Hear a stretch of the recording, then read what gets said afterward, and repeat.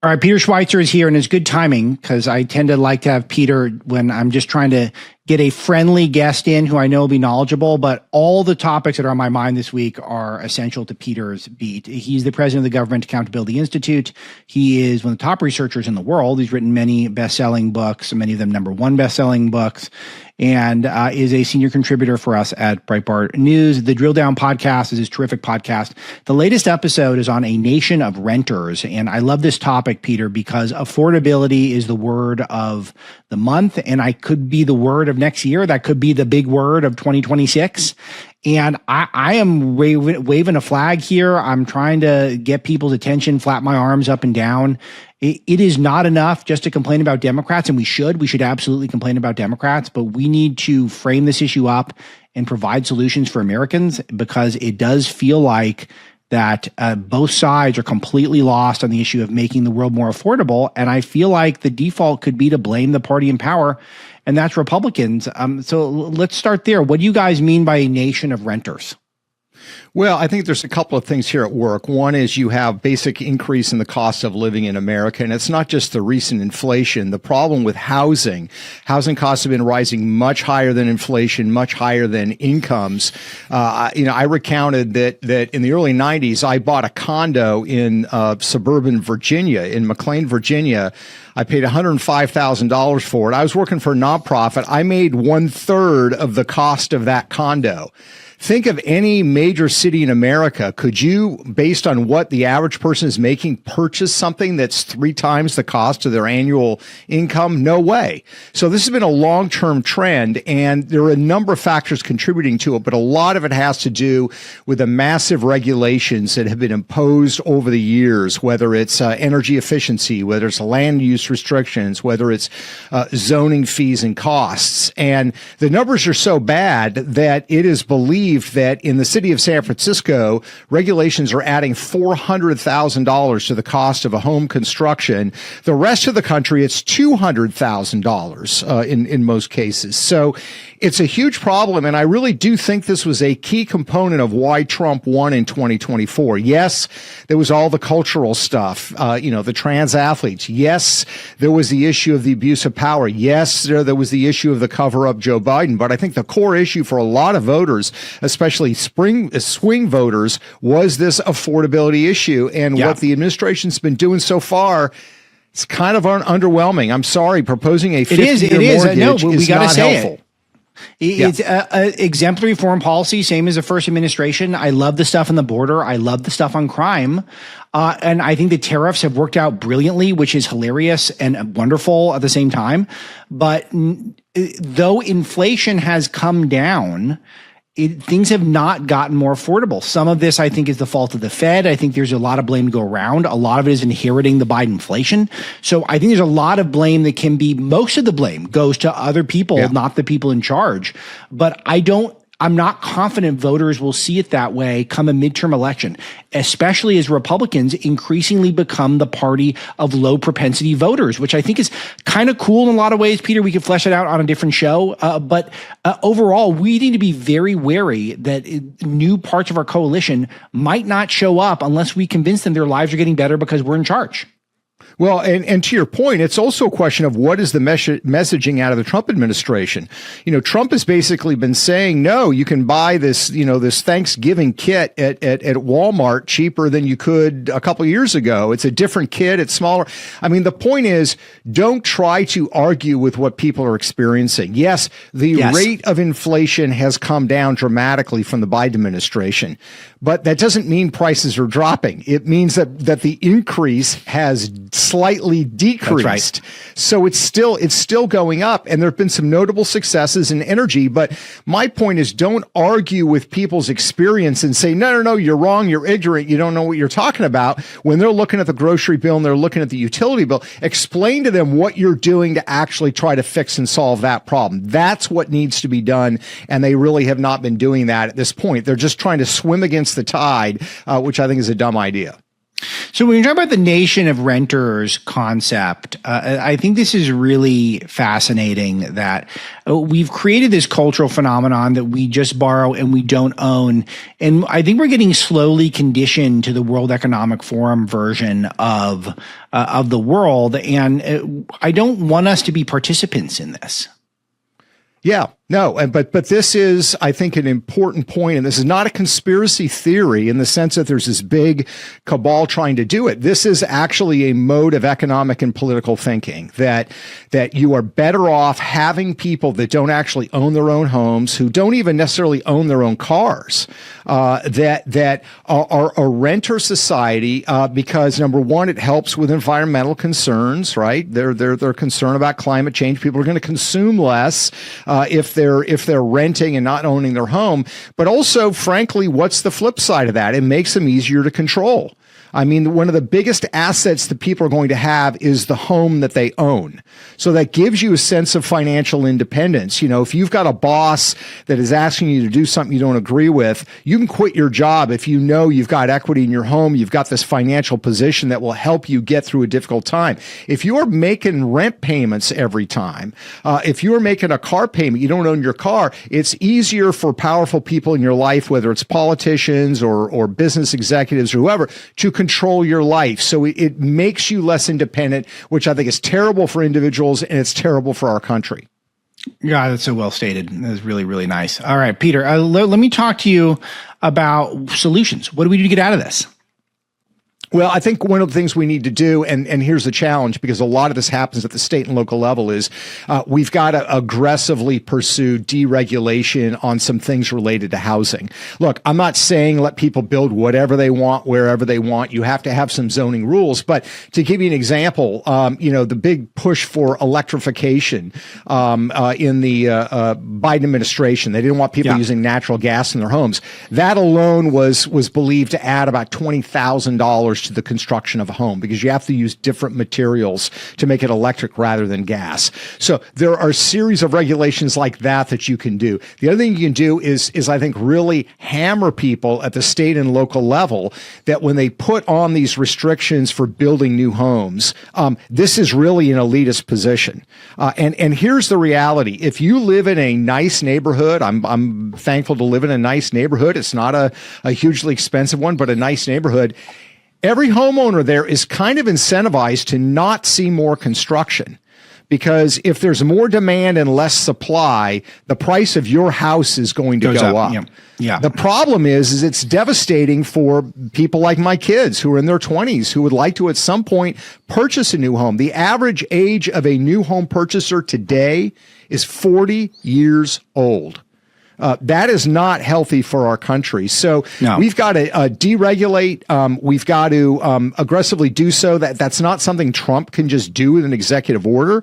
It's something you have to push aggressively on. I do think interest rates need to come down. John Carney at Breitbart, of course, is the key guy on that. He has dissected that, the case for it. And I think we need to think of other incentives to encourage home ownership. This is a cornerstone of the American dream, the desire to own your own home, which kind of makes us unique even from the rest of the world. I've got family in Europe. I know people in advanced countries around the world. Home ownership is still something that, by and large, in terms of the way we do it in the United States, is unique. The ability to buy a home when you're young, it's fading away, and it's something that used to be unique to the United States. And so I think we need to do a series of things in that area.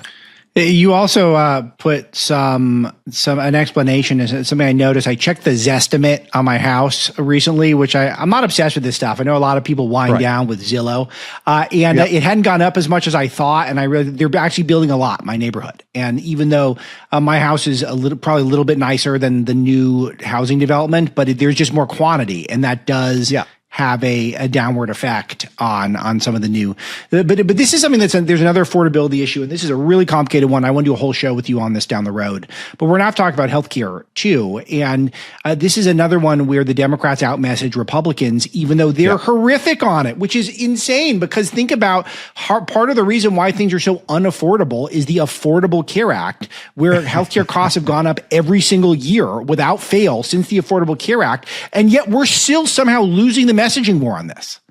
Yeah. First of all, you were supposed to be able to keep your doctor, right? That was supposed to happen. And your insurance. I lost my insurance twice, 2 times. They kicked me off. I went on the exchanges. I bought, and they kicked me off again. Yeah. So they lied about the choice that you were going to have, and then they lied about the affordability part. This year, even with the subsidies, the Obamacare premiums are going to go up 17%. That's the estimate. So it's not working. The problem is Republicans have not been good about, you can't beat something with nothing. Yes. And there are some great ideas out there. They've just not made it a priority. And so I think that's what I'd like to see on Capitol Hill. Look, I appreciate all the stuff that is being done in terms of investigation and looking at FBI misconduct, and that's all important. That's not going to win midterm elections. That's not going to win in 2028. What's going to win is this issue of affordability. And they should be focused on 2 things. Now that they did the tax deal, right? They did the tax reform, which was, I think, vital. And they're doing the energy, which I think is vital. They've got to do something related to housing, and they've got to do something related to healthcare. And there's some very, very good ideas out there. There's just not the political will. And look, it's complicated. It's not easy. It's easier to go on, cable news and riff about, Crossfire Hurricane or something like that, which again, I have no problem with doing, but that's not a bread and butter issue that's going to help you with swing voters and provide you with a winning political coalition. This is so interesting because I got a negative comment on my YouTube about how I'm being too dismissive of the Fed's conspiracy on J6. And let me just state for the record, I absolutely think the FBI egged on J6, and then I think they over-prosecuted all the people who were there. I think it's all a big disgrace and a national embarrassment. That said, I don't think we're picking up a single extra voter by going down that rabbit hole, and that's why I call the rabbit hole. And feel free. If you're an online person, you're extremely online, and that's your thing, I'm not telling you, it's a better use of your time to do the J6 rabbit hole than watch Netflix, like for sure. So do that. But for me, I'm not dwelling on it because I tend to think of things, what are people who might sit out the next election, or what are people who are good, decent Americans who have not been reached by people like you and me, Peter? How do we bring them over? And I don't think it's the J6 pipe bomb stuff. That said, I'm sure there's a lot that we can do on it, and other people are out there doing that. They can do that work, and I applaud them. But I am trying to think about healthcare costs, housing costs, inflation. We get this stuff right, we win in a cakewalk in 2026, 2028, et cetera. And if we don't, then we get President Newsom, President Mamdani. I guess he's a Ugandan, but who knows? They'll change the Constitution. They'll figure it out. Yeah, no, you're exactly right. I mean, this is the bottom line. You get a lot of clicks, you get a lot of attention on social media talking about the pipe bomb J6, and yes, that needs to be investigated. But the people that are watching those are already voting. They've already made up their mind. They're already part of the coalition. I'm talking about the swing voter, the average person out there that on Friday night is watching Netflix. They're not doom scrolling on X. They're not watching Fox News. Those are the people that made the difference for Donald Trump in 2024. They're the ones that made the difference in 2016. And you need to win them and continue to win them, because these are voters that have been burned. They're cynical. They've heard this before. Some of them were Obama voters before. They thought Barack Obama was going to fix things. He didn't. They got cynical. They walked away. Donald Trump has done it. So you've got to continue to win them over, and not win them over by giving them gifts and giving them money, but really actually making their life better. And you can do that by getting the government out of the way in areas like housing, encouraging construction, and by reforming healthcare in a way that doesn't help insurance companies. Yeah, you've got to have institutions that are making money and are profitable, but it should be based on the consumer. And we have not had that. That's not what Obamacare was, and the Republicans have not made an effort to push this forward, and that's something they need to desperately do. Yeah, I don't want to open up a can of worms. I want to change gears, but part of it, the Republican establishment tried to do this with Paul Ryan, and they failed. And I'm not saying that Paul Ryan's plan was horrible. It was just we couldn't tell the public on it. And even with Trump as president, we wasted a bunch of political capital trying to push that across. And just don't forget how Paul Ryan haunts us all. And haunts our dreams. All right, Peter. So I want to ask you about H-1Bs, and just as a frame up, you've worked with us for Breitbart for many years, but you're not a bomb thrower. You never have been. I feel like you speak to all sides, not just as of the conservative movement. I think you're trying to reach everyone. But I'm curious your thoughts. The H-1B program is failing, and now it seems like all of a sudden the Trump administration likes it, and I'm alarmed by this. But maybe this is an opportunity for a hard reset. What is your take on the program in general and the latest language coming out of the Trump administration that now we're going to be importing a bunch of people again? Yeah, it's another great example of a government program that might have been well-intentioned initially. I don't know the complete legislative history of it, but it's been massively abused. And, you have people like Palmer Luckey in Silicon Valley talking about how it's manipulated. The challenge is, do we have shortages in certain STEM areas? Yes, we do. A couple months ago, I saw a study, software engineering, for example, we have a shortfall. There are a lot of places we don't have a shortfall, chemical engineering, mechanical engineering.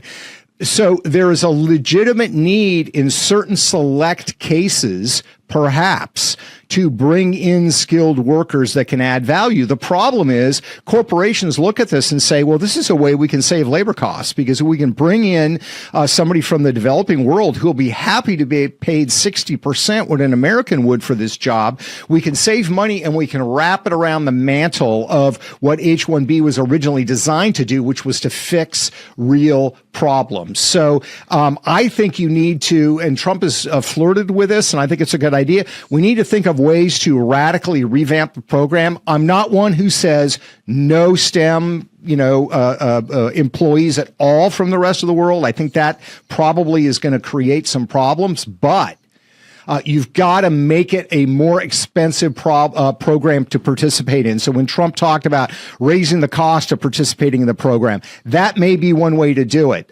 because it comes down to, on a visa application, you're trusting the employer in this particular case to be honest in why they need the worker, and you're trusting the worker to be honest in their skill set. And I don't know how you test those things, but what you can do is to say, look, this should be the exception, not the rule. Right. You may need a couple of H-1B engineers. You don't need 450 because you're trying to, as a company, save labor costs. Save and money. That abuse is absolutely happening. Yeah, and this is what's been interesting for me is that, Breitbart over the years, we've skillfully employed the tactic of taking out an extreme flank in order to move the Overton window. We've done this effectively for over a decade, decade and a half of doing this tactic. And I haven't been doing it as much lately because I feel like a lot of people use that tactic now, so it's sort of less original. But I will say I'm very tempted here just to be just a flat out no more H-1Bs, and just even if we're not being entirely literal, but just take that approach, just because it was so disheartening to see where, Kristi Noem, who is not, this is not her this is not part of her portfolio in immigration, but her saying we're going to bring in people with the best intentions. A lot of people have good intentions who want to be here. I've got a bunch of children, Peter, who I want to be able to go get jobs, and they'll have enough competition with other Americans. I don't need to import a bunch of competition for them who are willing to do the same job for less after I've spent my whole life working to pay into the system that's created this environment, and then we don't get any benefit at all. In fact, we're in a worse position in some cases because of the nature of things. And Alex, this is H-1B is kind of a cheap way to get out of the STEM dilemma. The fact that we have too many young people that are studying, comparative religions at universities rather than studying the hard sciences, and that's a problem overall. This actually makes it worse because it kind of feeds that addiction that we have to the non-sciences in education, and it helps our universities maintain these bloated departments that really don't benefit us a whole lot while not focusing on STEM. So it will continue to compound the problem if our society decides, and by society I mean our business leaders, our education leaders, that, hey, it's okay if we can't get people to study these things, it's okay because we can just import them. It's an easy cop-out, and no, that should not be allowed to happen.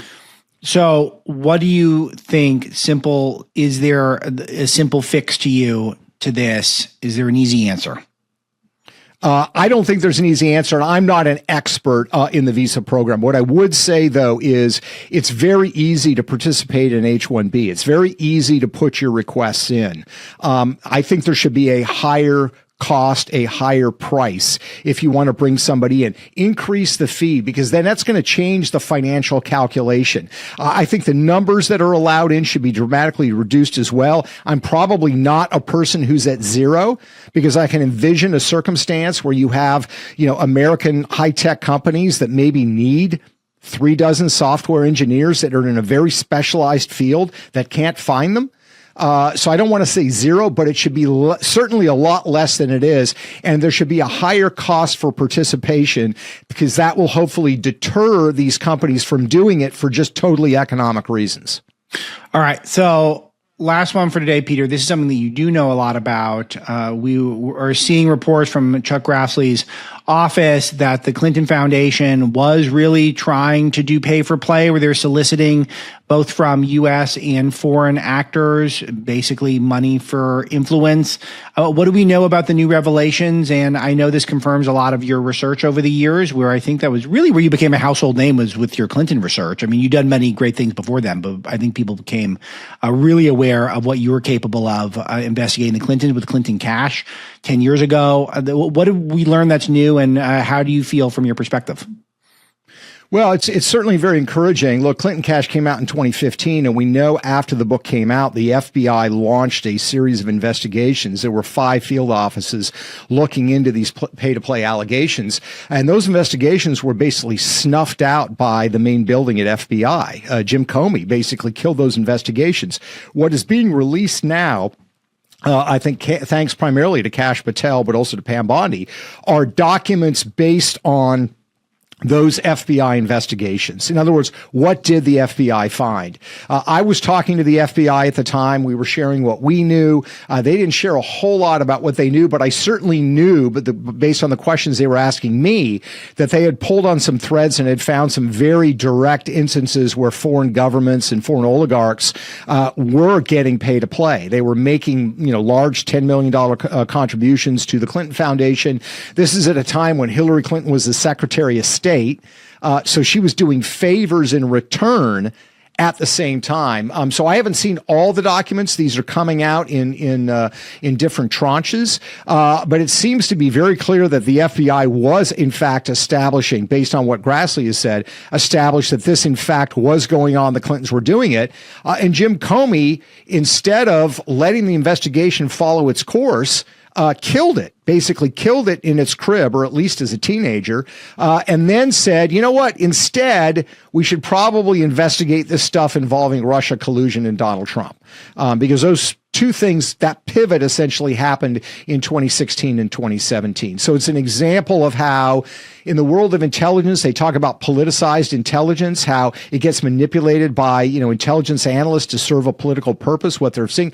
This is politicized law enforcement. It's basically saying these field offices and the FBI started these organic investigations. They found some really interesting stuff, but because of the person who was at the center of it, namely Hillary Clinton, we're going to kill it, and we're going to take those resources and instead start investigating her political opponent. So I find it very encouraging, but also troubling. So what do you think along these, what do we have to look forward to? Do you feel like this is going to be the first in a lot of revelations? Do you feel like there'll ever be accountability for the Clintons, or have they just proven that they just dodge everything and they're just Teflon? Yeah, I think the challenge is that the statute of limitations in terms of prosecution has run out on a lot of these crimes. They tend to be 7, 10, 11 years. A lot of these happen in the first part of the Obama administration. So there's probably not a lot that can be done in terms of prosecution. I do think that their reputations have been severely damaged and are not going to be resurrected. People now associate pay to play with the Clintons, and rightfully so. This will further confirm it. But I also hope that it leads to some reform at the FBI. I mean, if you have an organic investigation going on in 5 field offices, and they are pursuing it, nobody asked them to do it. They got tips. They looked around and found stuff. The notion that the main headquarters of the FBI can just kill it is a major problem. So there needs to be FBI reform as well. But those who are hoping that Hillary Clinton's going to be paraded around in an orange jumpsuit, that's not going to happen, at least as I think related to the Clinton corruption. The statute of limitations have run their course, unfortunately. Peter Schweizer, wonderful stuff. The Government Accountability Institute, GAI, the Drilldown podcast, which none of you should miss. I don't think I miss an episode. I think I get them all. And what else can we plug? Breitbart, senior contributor, all of your books. What's the latest book? I've got a book coming out in January. I can't talk about it now, but I would love to come back and talk about it when it is released. Wonderful. Oh my goodness. That is so exciting. Can't wait for that. That is just a content bonanza for us at Breitbart and the Marlow Show. All right. Thanks, Peter, for being here, and I really appreciate you and all the great work you do. And we'll talk to you next time.